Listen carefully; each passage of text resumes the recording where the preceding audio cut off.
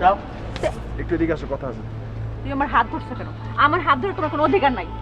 তাহলে তোমার উপর কার অধিকার আছে? হ্যাঁ মামারে, কেন আমার শুটিং শেষ, আমাকে ছাড়ো। আপু আপু ভাইয়া কথা বলতেছে। এই ঠান্ডা ও দেখবে, ওর সাথে যোগাযোগ করুন ভাই। ভাই আমার ঠান্ডা চলে যাচ্ছে ভাই। ভাই 5টা মিনিট পরে ঠান্ডা চলে যাচ্ছে। ওদিকে সান গেলে মোবাইল বো। এটা আমার শুটিং সেট, আমার হাত ছাড়া সবাই দেখতেছে। আমি না বুঝলাম না।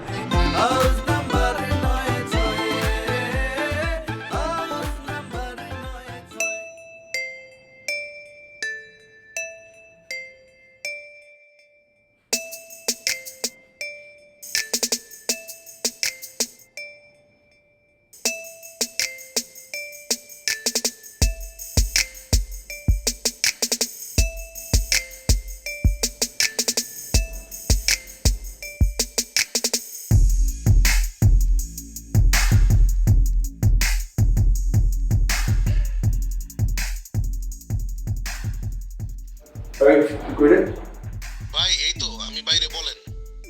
আচ্ছা কথা বলো, ড্রিম কিন্তু আমার কইছিল ও আমার নাকি দেখা করবো, ঠিক আছে? এখন আমার কোনো ফোনও ধরতেছে না, কোনো উত্তর দিতেছে না, দেখা করতেছে না। কই আছে খবর তো, আমি যাবো। ভাই ভাবি কই শুটিং করতেছে এটা খোঁজ লাগাইতেছি। আপনার হ্যান্ড দুই ভাই মিলে জায়গা। ও আমি আইতেছি, তুই খোঁজ বাইর কর। আচ্ছা ভাই।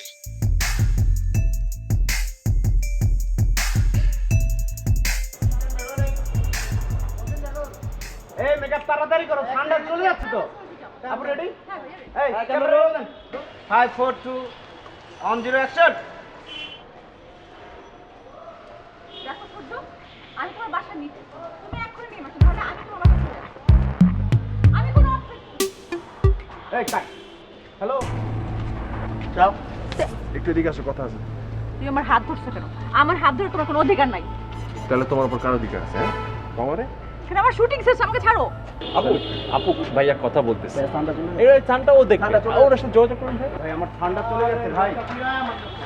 ভাই 5টা মিনিট পরে ঠান্ডা চলে যাচ্ছে। ওদিকে সান গেলে মোবাইল বো। এটা আমার শুটিং সেট, আমার হাত ছাড়া সবাই দেখতেছে। আমি না বুঝলাম না, তোমাকে এই নাটক সিনেমায় একটা স্যাড রোমান্টিক গানের পর নায়ক নায়িকা সব মিলে জায়গা, তাইলে আমাকেও মিল হইতেছে নাকি? এটা সিনেমা না শান্ত, এটা রিয়েল লাইফ। তোমরাই কও সিনেমায় জীবন, এখন কইতেছ আবার রিয়েল লাইফ, মানে কোনটা কি আগে তোমরাই বুঝো। শান্ত, তুমি এখানে কেন আসছো? যা বলার বলে চলে যাও। তুমি কি জানো জিলমিন, তুমি যে আমার মনে মনে এখনো ভালোবাসো?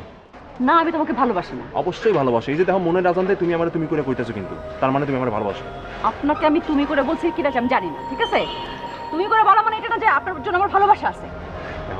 দেখো জিলমিন, আমি বারবার স্বীকার করতেছি আমি ভুল করছি, এবং এইটার জন্য আমি তোমার কাছে কিন্তু বারবার মাফ চাইছি। মাফ চাইলে সবকিছু ঠিক হয়ে যায় না। তোমাকে আমি 100 বার বলছি যে নীরবের সাথে আমার কোনো সম্পর্ক নাই। আরে বাবা, এটা তো আমি ভুল বুঝছিলাম। আমি তো বুঝি নাই যে ওই যে পোলা, ওই যে নীরবের লাগে যে ছবি দেখছিলাম ওগুলো তোমার ফটোশুট ছিল, আমি তো বুঝি নাই, এখন তো বুঝছি। তাই না? এতবার বলার পরও তো বুঝো না যেটা সিনেমার শুট ছিল। তোমার কি মনে হয়েছে যে একটা মিডিয়াতে কাজ করা মানে মেয়েটার একাধিক ছেলের সাথে সম্পর্ক থাকবে, তাই না? তোমার এই ভুল ধারণাটা কবে ভাঙবে যে মিডিয়ার মেয়ে মানে খারাপ না? আরে আমি তো তোমারে কইলাম আমি ভুল বুঝছি, তুমি তোমার হারানোর পর আমি বুঝছি তুমি আমার লাইফে কি আমার ভুল হয়েছে। তুমি যে আবার এরকম ভুল করবে না তার গ্যারান্টি কি? এই যে আমি তোমার মাথায় কসম কইতেছি আমি আর জীবনে এরকম ভুল করুম না। তুমি এরকম অনেক কসম কাটছো, বুঝছো? কোনো লাভ হয় না। আর এবার সত্যি সত্যি কসম কাটতেছি, মানে আমি আর ভুল করুম না। তুমি এমন করতেছো কেন? মাইনা যাও না প্লিজ। শান্ত, ছাড়ো। তুমি প্রতিবার আমার কাছে এসে কসম কাটো আর বলো যে এবার এটা সত্যি। আমি তোমাকে আর বিশ্বাস করি না। আমি না বুঝলাম না, ভালোবাসা মানুষের যদি তুমি বিশ্বাস করতে না পারো, ক্ষমা করতে না পারো, তাহলে কিসের ভালোবাসা? আমি তোমাকে আর ভালোবাসি না।